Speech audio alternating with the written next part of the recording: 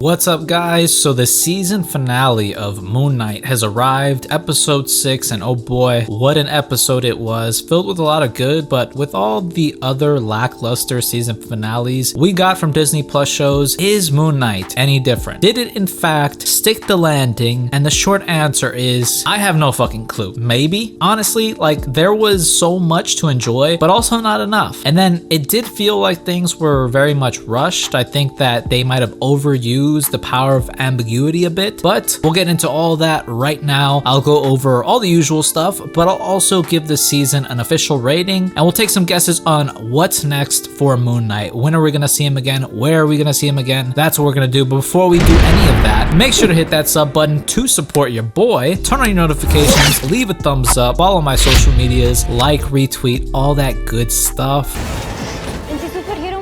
Sigma male.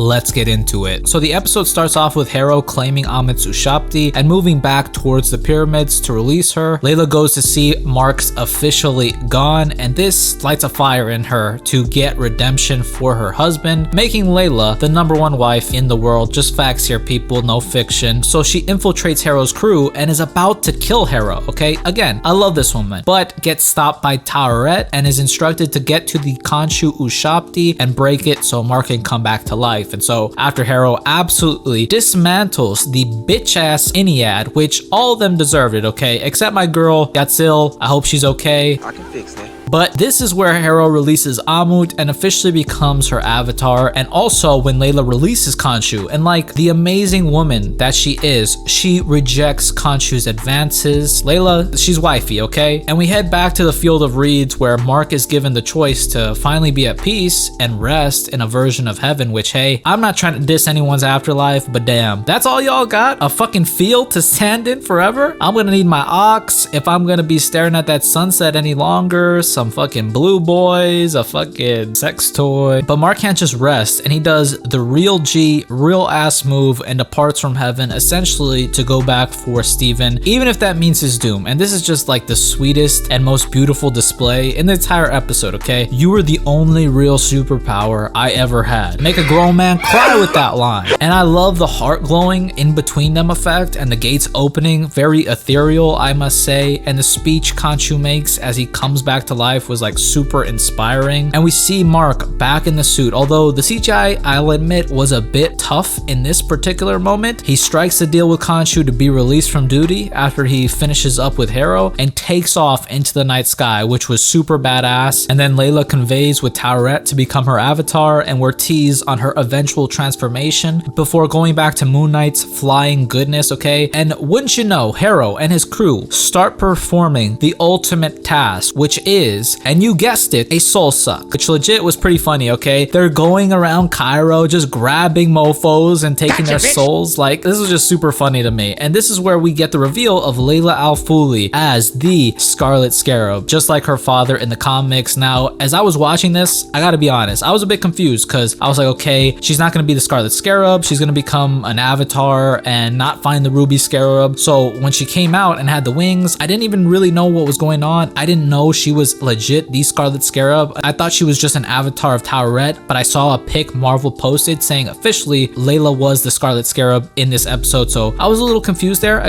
gotta be honest. I don't know what I was thinking really, that she was gonna have some type of hippo powers or hippo armor. I don't know. I'm pie as hell. But we go back to Mark coming in hot with a Masvidal knee to Harrow's chin, and they start flying and fighting, and the flying looks so insanely good here. Legit, we need more flying in the MCU, more capes in the MCU, I must add. Yes to the capes, okay? And just to see Moon Knight and Mr. Knight switch from back and forth was very cool as well, and I think they utilized that very well. I would have never guessed it, but Amud and Khonshu were having a full-on kaiju battle in the background, okay? This shit was crazy. And then when they land, Harrow's about to do Mark in, and the greatest wife in the world, as I must reiterate, comes through and does what every good wife should do, protect her king. And here we get the real action, okay? And it was great. great. I love the transition from Moon Knight to Mr. Knight, the truncheon combat, and Laila did her thing as well. I love when after Mr. Knight throws the combos, he fixes his jacket. I don't know, that felt like very like kung fu type movie to me. Like it reminded me a lot of like Flashpoint or like, you know, just some Donnie Yen shit. Greatest hand-to-hand fight scene I've ever witnessed in a movie. But going back to this, very good stuff combat wise. I just really wish we got more of it. Then of course, when the villain is losing, they do what they always do. They attack the innocent, and Laila goes to save them, and a young girl asks if she is an Egyptian superhero, and legit, it felt a little forced. It wasn't bad per se. I didn't hate it, but it just felt a little cringy. I haven't really ever heard of any Egyptian superheroes, but it is nice to see Laila become the Scarlet Scarab. And then as Mark fights Harrow and is getting his ass whooped, something happened that I was seriously afraid would happen, and that is that Jake Lockley took over and we didn't get to see anything of that, okay? That was blue balls like a motherfucker. Like, it's one thing to set something up or tease things for the future at the end of the series, but they teased Jake Lockley so soon into the series that I feel like they needed to pay him off before the series actually ended by showing him in combat at the very least for a little bit. So I wasn't a big fan of that, okay? They ended up being able to trap Amud inside Harrow with a very weird spell that legit gave me Apocalypse vibes. Maybe Oscar Isaac remembered a thing or two from his other time in Egypt, but then we transitioned back to the mental hospital, kind of representing the end of the therapy session with Steven and Jake going back and forth between personalities. Again, Oscar Isaac is so damn talented, okay? So lucky to have him. To be able to switch on a dime like that, again, awesome. Then we see the blood coming from Harrow's shoes. That's the kind of shit that I need in my life right now. They both know some bullshit is going on, and so they wake back up in Steven's apartment, and damn, I would have really loved if Laila just popped up from that bed with Mark, or was in the apartment at least. That would have made a fine ending in my opinion. And then we get our poster mid-credit scene of Jake Lockley, who's speaking Spanish for some reason. I guess Oscar Isaac really wanted to get some Spanish in there. And in the Mr. Knight limo from the Ellis run, and with Khonshu dappered up in there, and he shoots Harrow, which for some reason I don't think he's dead. I don't know, that's just an idea. So that's how season 1 officially ends. Now I'm guessing Mohamed Diab wanted to leave the show as ambiguous as possible so he wouldn't be hindered by whatever would happen next, and so he could take it anywhere for the next installment, whether that be a season 2 or a movie. We know Mark's definitely showing up in Werewolf by Night, that Halloween special that we're getting this year. But as for the next story focused on him, I think we'll see Moon Knight in a different setting like New York or even Chicago, and we'll see Mark deal with Jake Lockley running amok as Moon Knight, and well, him not really being able to do much about it. Maybe other heroes intervene, maybe he'll have to make another deal with Khonshu, who knows, maybe Bushman comes back for him. Crossing my fingers for a Daredevil crossover, but overall I think the series could have seriously benefited from 8 episodes. I think WandaVision had like 9 episodes, so it's just really crazy to me how these other shows aren't getting the same treatment. I mean, Daredevil had like 13 episodes a season, so I think the 6 episode structure is severely flawed and holding a lot of these stories back from being way greater than they could be. Like an episode dedicated to Harrow as Moon Knight and showing how he defected, or even an episode as well expanding upon Laila and her relationship with her father, her training, Scarlet Scarab lore, and how she even met Mark would probably deepen a lot of the stuff that happened in the series. These shows need to be longer, and it's apparent, okay? Because this final episode was the shortest one and it felt very rushed, so I don't know how much COVID affected the shooting of this project, but for what it's worth, it was still extremely enjoyable, entertaining, emotional, and great performances all around. You can't go wrong with this cast, so that is why I'm giving Moon Knight a fluctuating 7.5 to 8 out of 10. Again, totally enjoyed myself with this series and probably going to rewatch it all again soon. Mohamed Diab is a beast of a director and I hope he stays around. But those are my thoughts, guys. Let me know what y'all thought of the episode, whether you liked it or not. But that's it. If you guys liked the video, leave me a thumbs up, comment down below, and if you want, subscribe. I always appreciate it. Once again, thank you guys so much for watching. I hope all of y'all are well, and I'll see you in the next one.